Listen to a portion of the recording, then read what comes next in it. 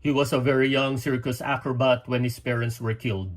Adopted by Bruce Wayne, he was trained and soon fought alongside Batman. With peak human conditioning, master-level martial arts, and the gadgets of his utility belt, he stands guard over Gotham. He is Dick Grayson, better known as the Boy Wonder, Robin. I'm the Markman, and today we're going to unbox and review McFarlane's DC Multiverse figure of the Silver Age Robin. But before we start, just a simple request, please subscribe to my channel. So are you ready? Then welcome to the Markverse. Remember, we have to play along with this to save our Earth. Don't go too hard on those baby versions of us. Ow! Baby versions? I heard that! Okay, maybe rough them up a little. Look, I don't know what to call you. Would you rather toy Robin? Shorter Robin? Bobblehead Robin?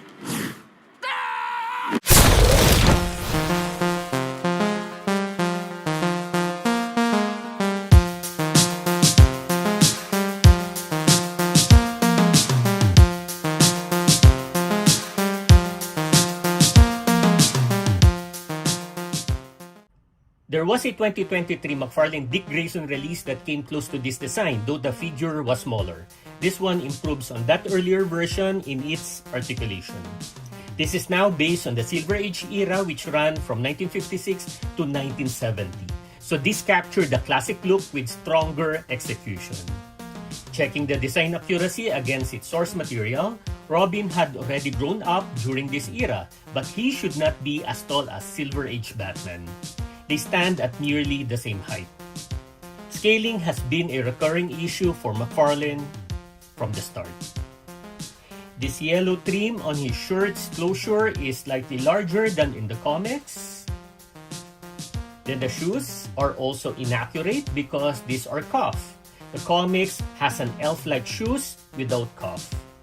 Regarding the shoe height, most depictions are ankle level, though a few rise above the ankle. Due to that, I consider the shoe height here accurate. Lastly, the cape. They nailed the yellow shade and the length, but not the width. While I appreciate the silky cloth design, it's disappointing that they didn't give us a wide cape like the Silver Age Batman. I've seen figures with this type of cape before and they often look cheap. Anyway, so those are the inaccuracies on the design based on the source material. Now the head. This is disappointing. His facial design looks embalmed, and the longer you look, the more disturbing it feels. The surface is so smooth, it loses realism. No linings or wrinkles for depth, no shading for life, no skin texture to avoid looking flat. Normally, one of McFarlane's strengths is facial sculpting, but not this time. And they can do better.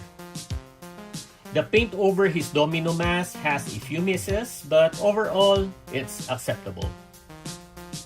Giving him a smiling expression was the right call, and I'm glad they avoided a neutral look. It adds character and energy to the figure.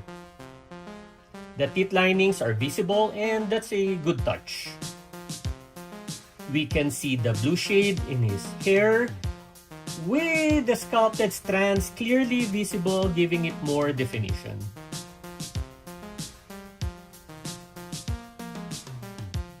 There's slight damage on the collar, likely when they were attaching the cape because you can see the attachment here. Probably designed to keep the cape from sliding sideways, so they fix it below the front collar. They used the back of the Titan Nightwing, so it's the right call. The lower torso has a shinier paint finish, and I wish they carried the same effect to the upper torso. I was expecting a more vibrant color overall, but both the red and green are still fine. The Robin emblem and closure trim are simply painted over his chest.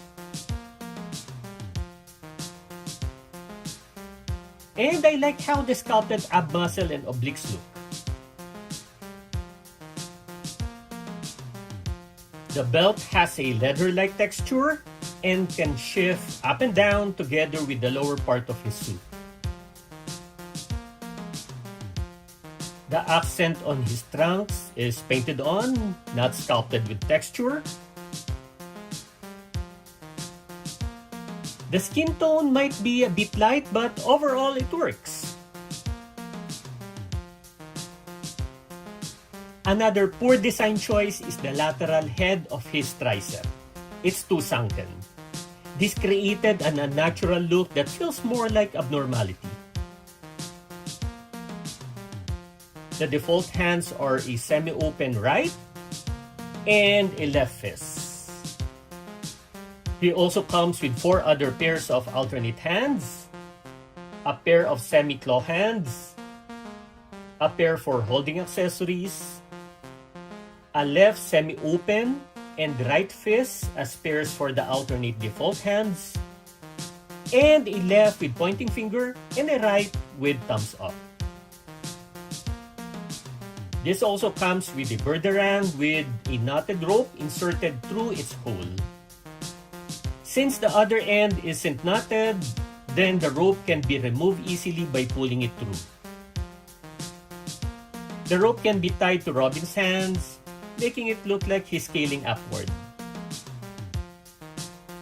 Then the usual base and an art card.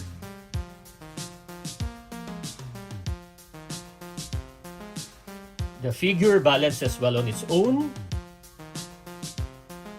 It has good body proportion, plus I appreciated the choice of body mold. They kept him lean instead of buff, like in the comics. For the measurement, he's around 7 inches. Now for the comparison, first up with my other Dick Grayson, Better Than Batman, and Gotham Knights. Then Teen Titans and DC vs. Vampires. With his brothers and members of the Bat family, Jason, Tim, and Damian. With the other members, the Batgirls Barbara and Stephanie, and the Signal. Also members of the Bat family, Ghostmaker, Azrael, and Jim Gordon with the Batsuit. Other characters wearing the Robin suit, the Dark Knight Returns Carrie Kelly, and another Damian from DC Rebirth. These are the 3 pioneer members of the Teen Titans. He is with Wally West and Garth. Then comes the 4th and 5th members, Donna Troy and Roy Harper. With Silver Age figures, Superman, Dr. Fate, and the Atom. Then personal arch nemesis of Dick, these 3 gave him a hard time during the Silver Age: Deathstroke, Two-Face, and Talon. Other Gotham villains, Joker, Penguin, and the Riddler. We also have Mr. Freeze, Ra's al Ghul, and Black Mass. Last, part of the Silver Age era, Batman Adam West of Batman 66, and Silver Age Batman with Ace the Bat-Hound. That's the comparison. Let's now check the articulation, starting with the head.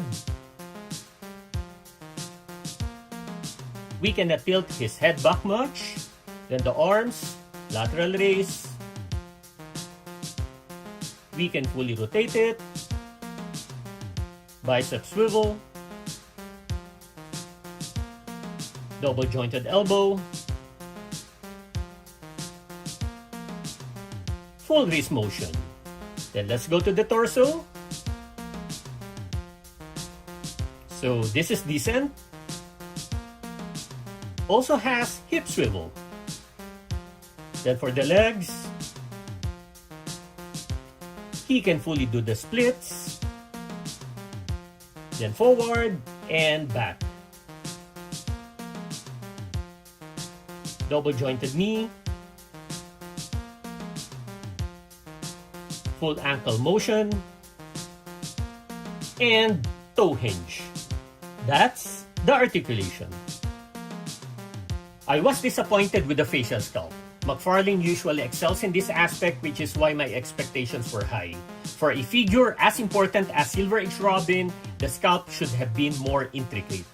On the suit, I would have preferred more vibrant color shades, though the chosen tone still passes my taste. The cape, however, was downgraded. Silver Age Batman spreads wide and wired, while Robin's too narrow and is not wired. Though I appreciated the silky yellow color. Silver Age Batman and Robin should look compatible side by side, but Robin definitely will be overshadowed in posing if Batman spread that cape. The articulation is fine.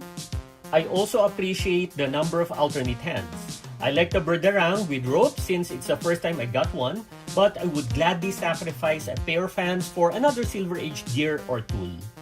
Overall, McFarlane can do better with this figure. So, if you like this video, click the thumbs up button, please subscribe to my channel, and don't forget to push that notification button since I publish new videos every week. Again, I am the Markman, thank you for visiting the Markverse, and always remember to pay it forward with kindness.